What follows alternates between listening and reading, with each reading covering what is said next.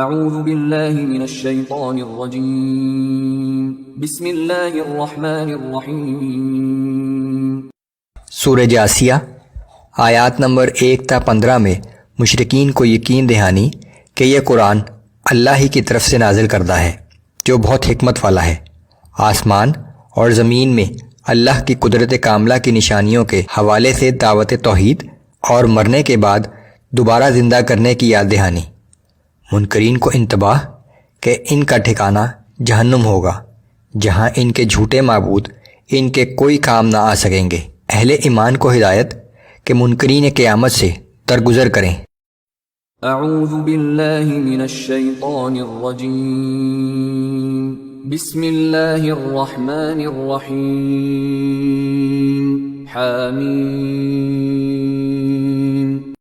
حامیم ان حروف مقطعات کے حقیقی معنی اللہ اور رسول اللہ صلی اللہ علیہ وآلہ وسلم ہی جانتے ہیں۔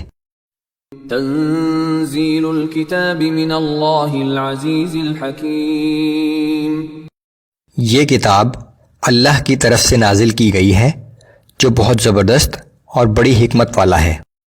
ان فی السماوات والارض لآیات للمؤمنین، حقیقت یہ ہے کہ ایمان رکھنے والوں کے لیے آسمانوں اور زمین میں معرفت حق کی بے شمار نشانیاں ہیں۔ وفی خلقکم وما یبث من دابۃ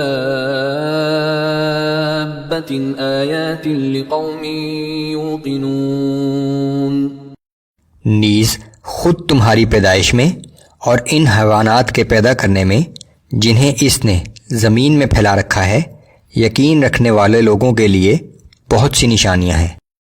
واختلاف اللیل والنہار وما انزل اللہ من السماء من رزق فأحیا به الارض بعد موتها وتصریف الریاح آیات لقوم یعقلون، اسی طرح رات اور دن کے آگے پیچھے آتے رہنے میں اور اس ذریعہ رزق بارش میں جسے وہ آسمان سے برساتا ہے جس سے زمین مردہ ہو جانے کے بعد پھر زندہ ہو جاتی ہے، اور ہواؤں کی بدلتی ہوئی گردش میں عقل و شعور رکھنے والوں کے لیے بڑی نشانیاں ہیں۔ تلک آیات اللہ نتلوها علیک بالحق فبأي حدیث بعد اللہ وآیاتہ یؤمنون، یہ اللہ کی نشانیاں ہیں جنہیں ہم آپ کے سامنے ٹھیک ٹھیک بیان کر رہے ہیں۔ اب اللہ اور اس کی آیات کے بعد آخر وہ کون سی بات ہے جس پر یہ لوگ ایمان لائیں گے؟ ویل لکل افاک اثیم یسمع آیات اللہ تتلی علیہ ثم یصر مستکبرا کأن لم یسمعها، تباہی ہے ہر اس جھوٹے گناہ گار شخص کے لیے کہ جب اللہ کی آیات اس کے سامنے پڑھی جاتی ہیں اور وہ ان کو سنتا بھی ہے لیکن پھر بھی از راہ تکبر کفر پر اس طرح اڑا رہتا ہے گویا اس نے انہیں سنا ہی نہیں۔ فبشرہ بعذاب علیم، اے پیغمبر صلی اللہ علیہ وآلہ وسلم ایسے شخص کو ایک دردناک عذاب کی خوشخبری سنا دیجیے۔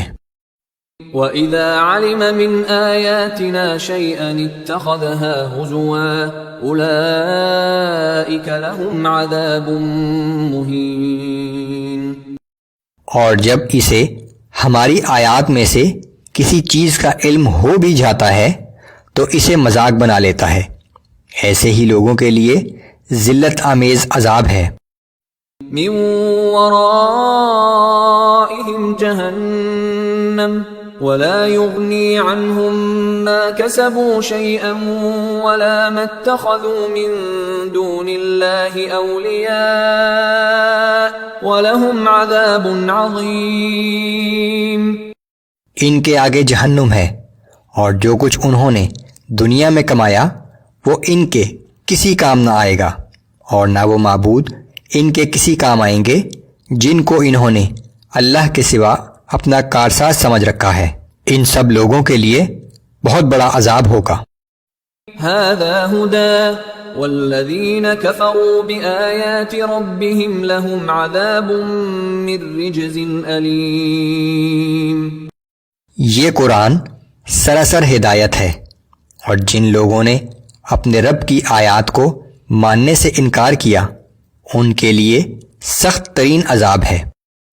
اللہ الذي سخر لكم البحر لتجري الفلك فيه بأمره ولتبتغوا من فضله ولعلكم تشكرون۔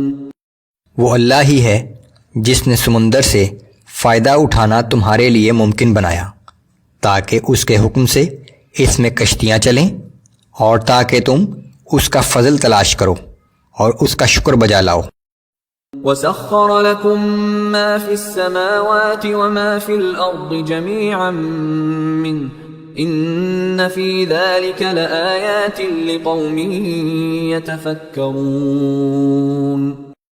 اللہ نے آسمانوں اور زمین کی ہر چیز کو تمہارے فائدے کے لیے کام پر لگا رکھا ہے، بلا شبہ غور و فکر کرنے والوں کے لیے اس بات میں معرفت حق کی بڑی نشانیاں ہیں۔